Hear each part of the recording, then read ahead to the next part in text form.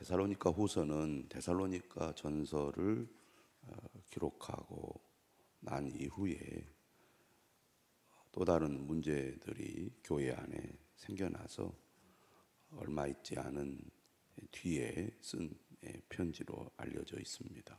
오늘 본문이 데살로니가 교회의 문제를 잘 다루고 있는 본문입니다. 3장으로 된 짧은 편지인데요. 오늘 2장 본문 말씀을 보도록 하겠습니다. 1절이죠.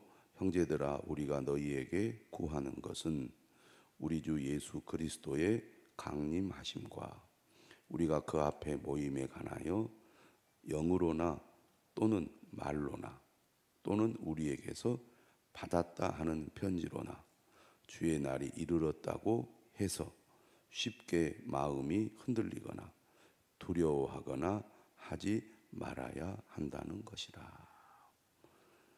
이 구절을 보면 어떤 사람들이 주의 날이 이르렀다, 예수님이 강림하실 날이 도래했다, 이렇게 주장하는 사람들이 있었던 것 같습니다.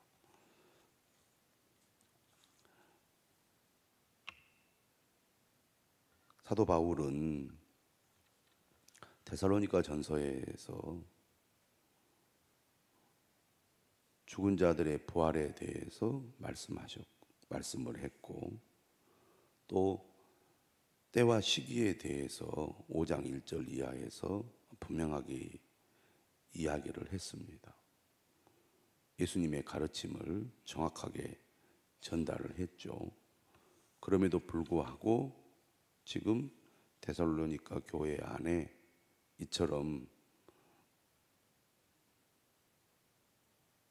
주의 날이 이르렀다고 미혹하는 자들이 있어서 데살로니가 교회 성도들의 신앙을 흔들어 놓고 있었던 것 같습니다. 그래서 쉽게 마음이 흔들리거나 두려워하거나 하지 말라고 권면을 하고 있습니다.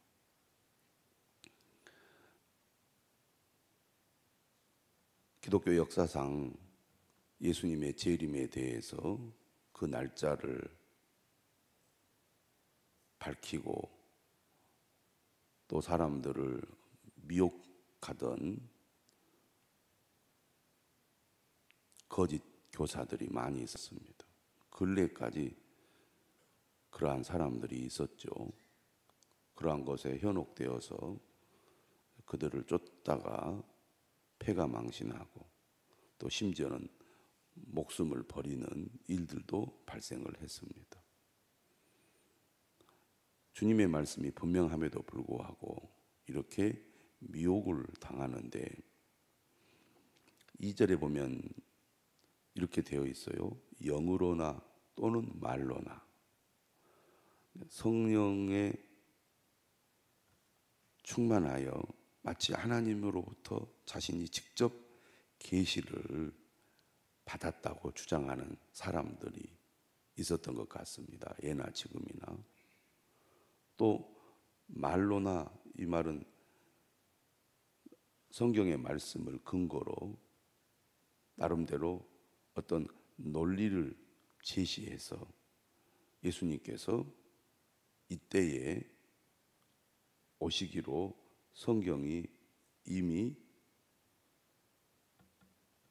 가르치고 있다, 이렇게 주장을 한다는 얘기죠. 우리가 근래에 가장 시끄러웠던 종말 주장 사건이 1992년도에 있었습니다. 이때도 하나님으로부터 직접 계시를 받았다고 주장하는 사람들이 등장을 했고, 또 나름대로 성경을 연구해서 해석을 한 결과라고 주장하는 또 사람들도 있었습니다. 이렇게 그럴싸한 논리나 주장으로 사람들을 미혹하는 자들이 예나 지금이나 있다는 얘기입니다. 심지어 오늘 본문 2절 끝에는 이렇게 되어 있습니다. 우리에게서 받았다는 편지로. 사도 바울은 오늘 본문 뒤에도 나와 있지만 직접 성도들에게 말씀을 가르치거나 또는 편지를 통해서 하나님의 말씀을 가르치는 방식을 취했는데, 가짜 편지를 써서 바울이 이렇게 주장을 한다, 바울이 이렇게 가르쳤다라고 사람들을 미혹을 하고 있다는 얘기입니다. 바울이 한 말이기 때문에 믿을 수 있다, 이런 얘기입니다. 이처럼 여러 방법을 동원해서 주님의 날이 이르렀다, 이렇게 주장하는 사람들이 있는데, 쉽게 마음이 흔들리거나 두려워하거나 하지 말아라 주장을 하고 있습니다. 하나님의 말씀을 우리가 잘 알지 못하면 미혹을 당하게 됩니다. 데살로니가 교회 성도들이 고난과 박해를 잘 견뎌내고 믿음을 지켜왔고, 또 사도 바울이 말씀을 잘 가르쳐서 그들이 믿음을 지켜왔을 뿐만 아니라 디모데를 보내서 디모데를 통해서 또 그들이 신앙의 훈련이나 믿음의 삶을 살도록 도움을 받았지만, 이렇게 강력한 힘을 가지고 미혹하는 자들이 생기니까 또 흔들려 버리는 겁니다. 그러니까 믿음이 좋은 사람도 이렇게 미혹하는 자들이 등장을 해서 사람들을 흔들어 놓으면 흔들리게 되더라, 그런 얘기입니다. 그렇기 때문에 우리가 과거의 말씀을 배우고 알고 있는 것으로 머물러서는 안 되고, 끊임없이 하나님의 말씀을 배우고 훈련해야 우리가 흔들리지 않는 믿음을 갖게 됩니다. 다시 말하면 어떤 상황이나 환경이 우리의 믿음을 흔들어 놓기 때문에 그렇습니다. 그래서 3절에 사도 바울이 말합니다. 누가 어떻게 하여도 너희가 미혹되지 말라. 바울의 이름을 내세워서 주장을 하는 사람이 있다 할지라도, 또 강력한 능력을 가지고 사람들에게 접근을 하는 사람들도 있을 것이고, 또 성경 지식이 많아서 아주 탁월한 언변과 논리를 가지고 주장하는 그런 사람들이 있다 할지라도 결코 미혹되어서는 안 된다는 것입니다. 하나님의 말씀을 정확하게 바르게 알지 못하면 이렇게 속아 넘어갈 수밖에 없습니다. 바울은 오늘 얘기합니다. 예수 그리스도께서 강림하시기 전에 어떤 일이 일어날 것인가? 첫째는 먼저 배교하는 일이 있을 것이라고 말합니다. 그러니까 많은 사람들이 주님을 버리고 주님을 반대하고 주님을 떠나게 될 거라는 거죠. 이게 마지막 때에 일어날 일들입니다. 오늘 우리가 사는 이 시대를 보면 수많은 사람들이 예수님을 믿고 따르다가 거짓에 속고 이단에 속아서 주님을 떠나고 주님의 말씀과는 반대의 길로 가는 사람들이 얼마나 많이 있습니까? 이런 일들이 광범위하게 일어날 것이라고 말합니다. 저 불법의 사람 곧 멸망의 아들이 나타나기 전에는 그날이 이르지 아니하리니. 저 불법의 사람 곧 멸망의 아들은 적그리스도를 가리킵니다. 그러니까 예수 그리스도를 대적하는 이 사탄의 세력이 마지막 때에는 등장을 하게 될 거라는 것입니다.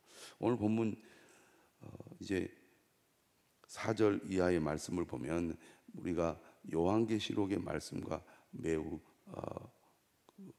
유사하고 또 연결되어 있음을 알 수가 있습니다.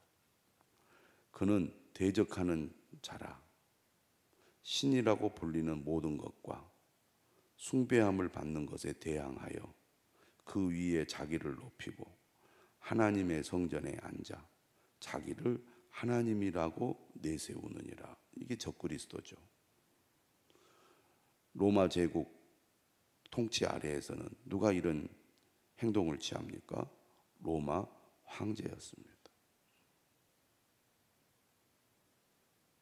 자기를 하나님으로 내세우고 사람들로 하여금 로마 황제를 숭배하라고 강요를 합니다. 이 로마 황제를 신으로 섬기도록 사람들을 미혹하고 또 그들에게 그러한 생각들을 갖도록 만들어 놓는 역할을 거짓 선지자들이 하는 거죠. 이렇게 강력한 적그리스도의 활동을 통하여 사람들을 배교하게 만든다는 얘기입니다. 내가 너희와 함께 있을 때 이 일을 너희에게 말한 것을 기억하지 못하느냐. 이미 사도 바울이 이러한 내용을 그들과 함께 있을 때 가르쳤다는 것입니다. 그런데 이처럼 거짓 교사들이 와서 주의 날이 이르렀다고 미혹을 하니까 또 그들의 마음이 흔들려 버린 거죠. 그래서 사도 바울은 데살로니가 후서를 통해서 마지막 때에 어떤 일이 일어날 것인지에 대해서 다시 말하고 있습니다. 6절은 이렇게 말하죠. 너희는 지금 그로 하여금 그의 때에 나타나게 하려 하여 막는 것이 있는 것을 아나니. 한마디로 말하면 대적하는 자, 불법의 사람, 멸망의 아들이 전면에 등장해서 활동을 할 때가 올 텐데, 그러나 지금은 그러한 활동을 누군가 막고 있어서 아직 전면에 드러나서 활동하고 있지는 않다, 그런 얘기입니다. 그럼 여기서 막는 것이 뭐냐? 7절은 이렇게 말하죠. 불법의 비밀이 이미 활동하였으나 지금은 그것을 막는 자가 있어 그 중에서 옮겨질 때까지 하리라. 아직은 이 불법한 자가 그 활동을 왕성하게 하지 않고 있다. 막는 자가 있어서. 그 막는 자가 누구냐? 학자들을 보니까 두 가지로 크게 얘기하는데, 첫째는 성령님이 그것을 막고 있기 때문에 아직 이 불법의 사람, 멸망의 아들이 전면적으로 활동을 못하고 있다. 이렇게 이제 해석하기도 하고, 또는 이제 로마 시대로 말하면 로마의 제국이나 로마의 정부가 이런 이 멸망의 아들이 활동을 하지 못하도록 막고 있기 때문에 아직은 전면에 드러나지 않고 있지만, 주님이 오실 날이 가까워지고 마지막 때가 되면 이렇게 불법한 자가 전면에 나타나서 사람들을 크게 미혹하게 될 것이다. 그 얘기를 하는 겁니다. 한마디로 말하면 적그리스도가 등장을 하고 그들로 말미암아 많은 사람들이 배교하면서 주님을 대적하는 일이 일어나게 될 텐데, 그러나 결국 8절에 뭐라고 말합니까? 그때 불법한 자가 나타나리니 주 예수께서 그 입의 기운으로 그를 죽이시고 강림하여 나타나심으로 패하시리라. 요한계시록을 보면 용이 두 짐승을 고용하여 믿음의 사람들을 박해하고 죽이려고 하잖아요. 그러나 결국 이 두 짐승, 바다에서 올라온 짐승과 땅에서 올라온 짐승이 주님의 심판을 받게 될 것이다. 이렇게 말씀하고 있지 않습니까? 오늘 본문도 그렇게 얘기하는 거죠. 마지막 때에 불법한 자가 나타나서 많은 사람들을 굴복시키고 그를 따르고 그를 하나님이라고 높이도록 하는 일이 일어나겠지만 주님이 재림하셔서 이들을 완전히 심판할 것이다. 그런 말씀입니다. 9절에 말하죠. 악한 자의 나타남은 사탄의 활동을 따라 모든 능력과 표적과 거짓 기적과 불의의 모든 속임으로 멸망하는 자들에게 있으리니, 거짓 선지자들의 활동이라고 하겠습니다. 많은 사람들이 이단에 빠지고 거짓에 빠지는 이유가 속임수 때문입니다. 결국은 그럴싸한 거죠. 오히려 겉으로 볼 때는 매우 능력이 있어 보입니다. 우리 한국에 등장했던 수많은 이단들도 마찬가지입니다. 사람들이 그냥 괜히 빠지겠습니까?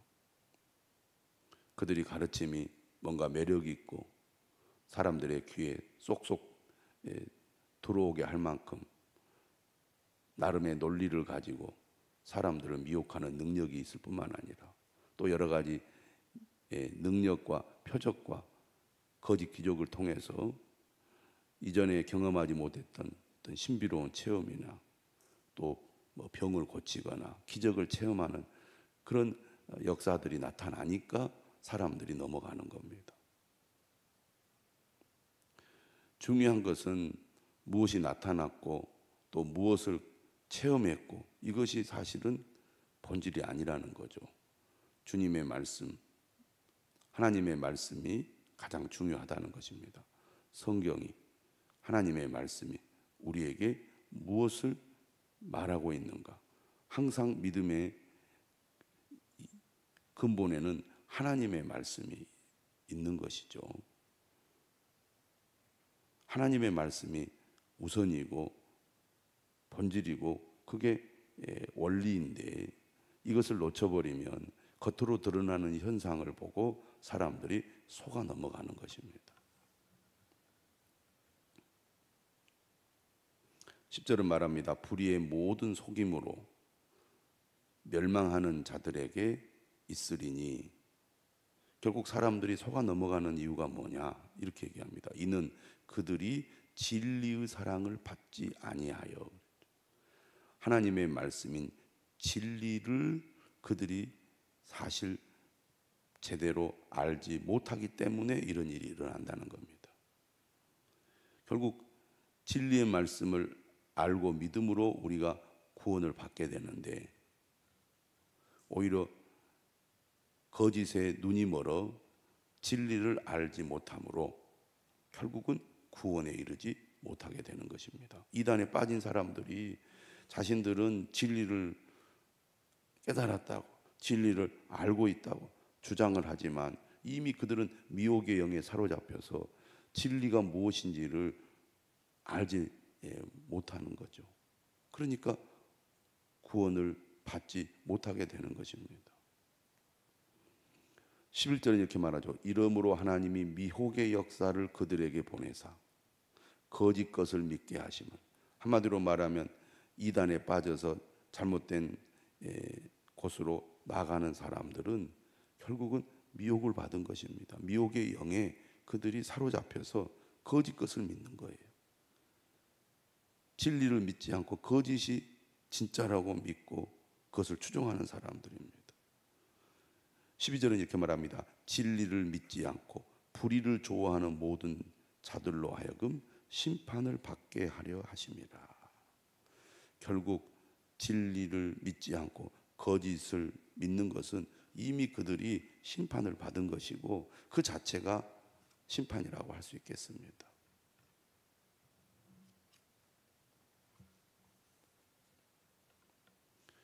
그러므로 우리가 진리를 잘 분별하고 진리를 믿는다는 것이 얼마나 귀한 일인지 모릅니다.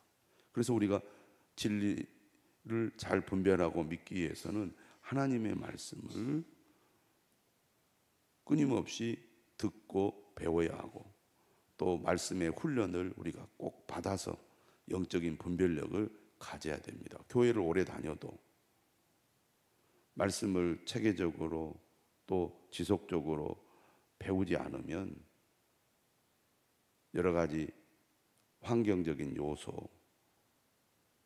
또 어떤 사람들의 강력한 주장에 속아서 이단에 빠지는 것입니다. 이단에 빠지는 사람들을 보면 이처럼 말씀을 배우려는 의지가 부족한 사람들이 잘 빠집니다. 교회를 심지어 오래 다녀서 장로님이 되신 분들도 이단에 빠지는 경우들이 종종 있습니다. 또 이단에 빠지는 분들을 보면 주변의 사람들이 그런 사람들이 있어서 그런 사람들과 자주 접촉하고 그런 사람들의 이야기를 자주 듣다 보면 이단에 빠지기가 쉽습니다. 예를 들면 교회 안에서 좀 사람들의 관심과 사랑을 받지 못하거나 조금 교회 안에서 약간 시험거리가 생기거나 이런 일이 발생했을 때 이단들은 더 깊숙이 침투를 해서 사람들을 현혹을 시키는 거죠. 말씀을 제대로 알면 분별하게 될 텐데 제대로 모르기 때문에 분별을 못하게 되는 것입니다. 우리 주변에도 이렇게 이단에게 노출되고 또 이단의 이런 유혹을 받는 사람들이 늘 있다는 것을 우리가 기억해야 될 것입니다. 우리 자신도 마찬가지고요. 13절입니다. 주께서 사랑하시는 형제들아, 우리가 항상 너희에 관하여 마땅히 하나님께 감사할 것은 하나님이 처음부터 너희를 택하사 성령의 거룩하게 하심과 진리를 믿음으로 구원을 받게 하심이니. 우리가 어떻게 구원을 받습니까? 우리를 택하여 주셨기 때문이죠. 그리고 성령이 거룩하게 하심으로 우리가 구원을 받게 됩니다. 그러나 마지막에 뭐라고 말하냐면 진리를 믿음으로 이렇게 얘기합니다. 우리가 구원받기 위해서는 하나님의 택하심이 있었고 또 성령님이 우리 가운데 역사하셨기 때문에 우리가 구원을 받게 되지만 결정적으로는 진리를 믿음으로 구원을 받게 되는 것입니다. 한마디로 말하면 하나님의 말씀의 진리를 알지 못하면 믿지 못하는 거죠. 진리의 말씀을 우리가 알아야 믿게 되는데 진리가 무엇인지를 알려면 배워야 하는 겁니다. 배우는 것을 싫어해요. 말씀을 공부하는 것을 싫어합니다. 훈련 받는 것을 싫어해요. 귀찮아합니다. 그러면 미혹을 받게 되고 진리로 무장이 되지 않으면 다른 사람들을 주님께로 인도할 수 있는 능력도 갖지 못하게 됩니다. 교회를 오래 다녀도 사람들을 말씀으로 진리로 설득을 하고 또 권면을 해서 주님께로 인도할 능력을 전혀 갖지 못하는 경우들이 얼마나 많습니까? 그러면서도 진리의 말씀을 배우려는 의지가 없어요.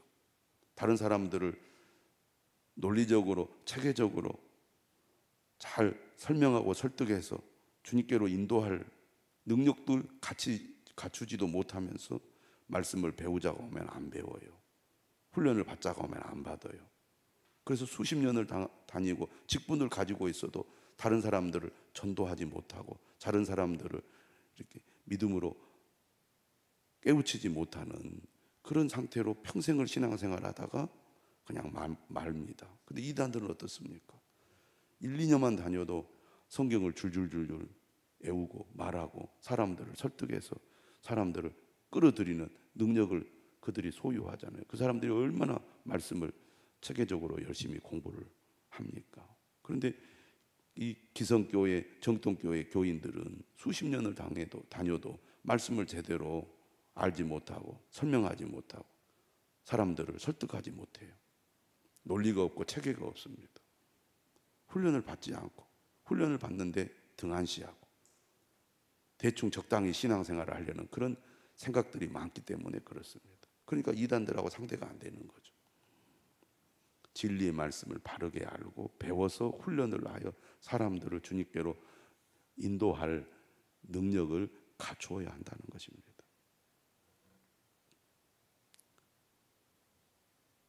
그래서 이 14절에 얘기하죠. 이를 위하여 우리의 복음으로 너희를 부르사 우리 주 예수 그리스도의 영광을 얻게 하려 하심이니라.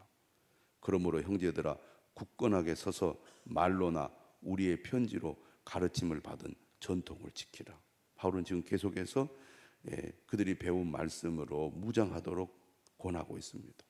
우리 주 예수 그리스도와 우리를 사랑하시고 영원한 위로와 좋은 소망을 은혜로 주신 하나님 우리 아버지께서 너희 마음을 위로하시고 모든 선한 일과 말에 굳건하게 하시기를 원하노라. 어떤 미혹에도 흔들리지 않고 그 믿음에 굳게 서야 한다고 강조하고 있습니다. 우리도 하나님의 진리의 말씀으로 무장하여 어떤 미혹에도 흔들리지 않는 굳건한 믿음의 성도들이 될 수 있기를 바랍니다. 더 나아가 우리 모두 말씀을 배우고 훈련하는 데 더욱 힘쓰기를 주님의 이름으로 축원합니다. 기도하겠습니다.